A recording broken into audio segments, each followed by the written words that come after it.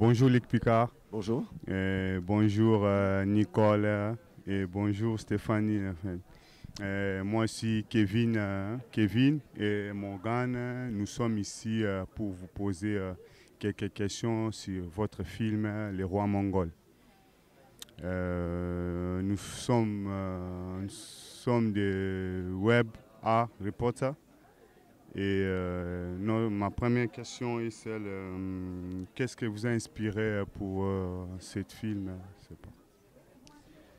Je vais laisser Nicole répondre parce que l'histoire parle de Nicole quand même, de son roman. Oui, exactement. En fait, c'est un roman qui est en bonne partie autobiographique. Oui.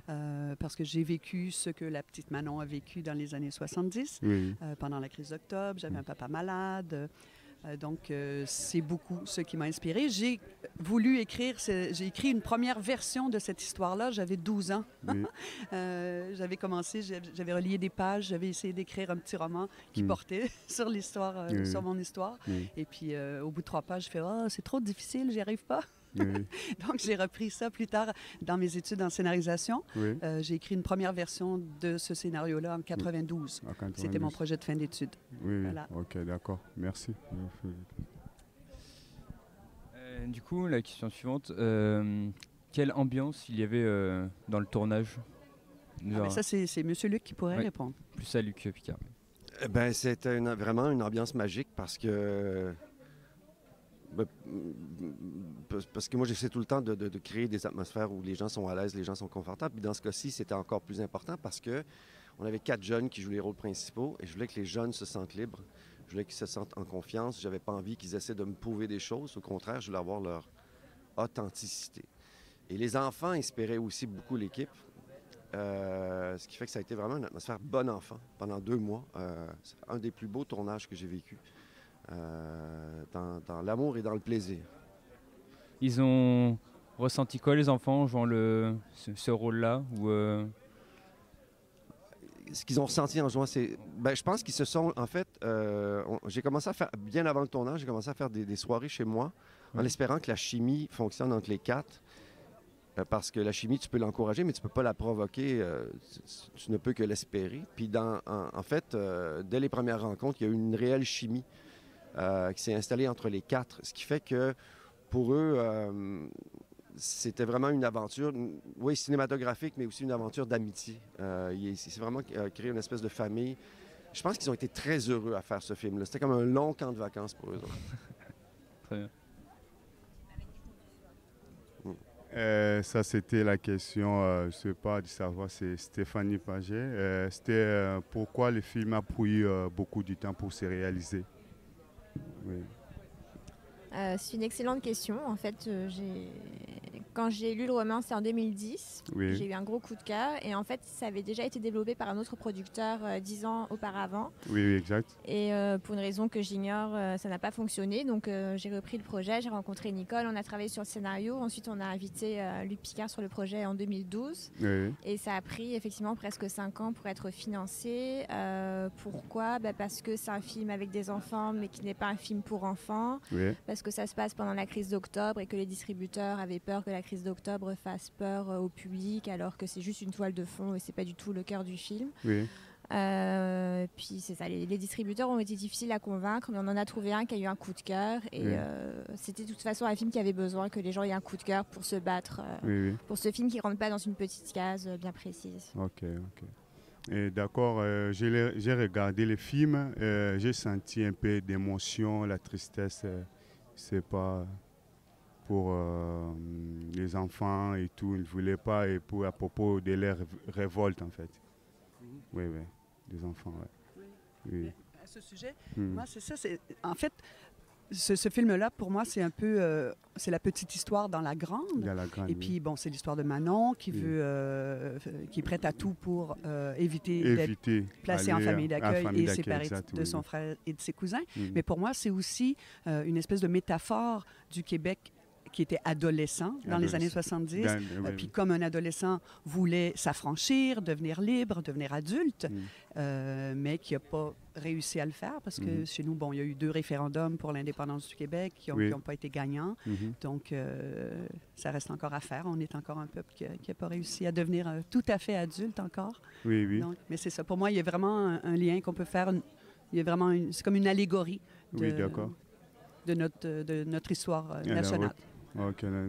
Et puis, qu'est-ce qui m'avait touché aussi, il y avait quelques mots aussi, ça passait, je n'avais pas vraiment capté comme les tuis, il y avait quelques moins. C'est le langage des peuples, des familles ouvrières de cette époque-là. C'est ça, au lieu de dire toi, on dit toi, au lieu de dire moi, on dit moi. Il y avait aussi tu peux, tu. Tu peux, tu. Oui, souvent, on répète 2 fois tu. De moins en moins, notre langage s'affine un peu, mais à l'époque, oui, c'est ça. On parlait comme ça. C'était vraiment la manière de s'exprimer des enfants des milieux populaires. Du coup, je vais rebondir. Quelle était la situation du Québec dans les années 70 ? Il faut comprendre qu'en fait, l'histoire du Québec part de la conquête anglaise. Donc, ça faisait déjà longtemps. Et longtemps, les Québécois francophones avaient des positions sociales et économiques désavantageuses, si tu les comparais aux anglophones. Et il y avait aussi, écoute, c'est une longue histoire, là, c'est une grande question que tu viens de poser. mais tout ça pour dire que le fait est que dans les années 60, il y a eu une espèce d'affirmation nationale chez les Québécois, un réveil, un grand éveil qu'on appelle la Révolution tranquille.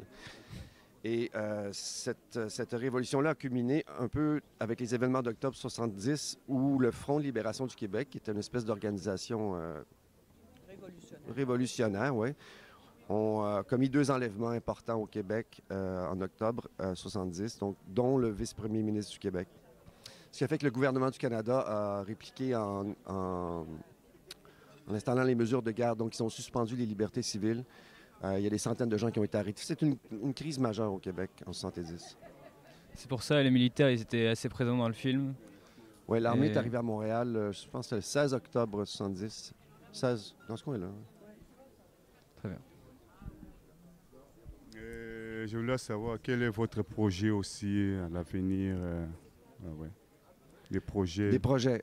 Moi, je travaille en ce moment un long métrage sur un tueur à gages québécois qui a fait des ravages dans les années 95 à 2006. D'accord. Alors, c'est là-dessus que je travaille en ce moment.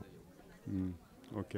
Moi, je travaille sur une série télé qui va s'appeler Parking, qui est une espèce de huis clos qui se passe dans un parking souterrain après un tremblement de terre où 13 personnes sont confinées et doivent vivre ensemble pendant 10 jours. D'accord. Et Madame Stéphane? Nous, on a beaucoup de projets de documentaires, de longs métrages et de séries télé. On est en train de développer un projet avec Luc Picard à la scénarisation et la réalisation. J'ai aussi un projet avec Nicole qui est un film plutôt famille qui mélange animation et live action, mais sinon on a plein de... On adapte aussi Les Nombrils, une bande dessinée qui fonctionne très bien. Puis un documentaire réalisé par Amandine Gay sur l'adoption internationale vue à travers les adoptés, en fait. Ah ouais. OK. D'accord. Et monsieur Luc Picard, qu'est-ce qui vous a poussé à devenir réalisateur de films et tout? Moi, à la base, je suis comédien, je suis un acteur. Puis, à un moment donné, j'ai écrit une lettre à mon fils, qui avait alors 3 ans, qui avait alors en fait 2 ans et demi. Puis, c'est une lettre que je voulais lui faire lire lorsqu'il aurait 16 ans. Fait que c'est venu spontanément. J'ai écrit cette lettre-là, et cette lettre-là s'est transformée en scénario. Que j'ai écrit assez rapidement, presque d'un trait. Puis, une fois le scénario écrit, j'ai comme décidé de le réaliser parce que c'était la chose logique à faire. Alors, c'est comme ça que je suis devenu réalisateur à temps partiel parce que je suis quand même un comédien avant tout. Ah, OK. C'est super. Oui, parce que dans le film aussi, j'ai senti un peu de comédie. Merci beaucoup à toute l'équipe. Luc Picard, Stéphanie... et Nicole Mélanger. Et merci à l'équipe, toute l'équipe des Rois Mongols. Et c'était Morgane et Kevin des Web Reporters. Merci.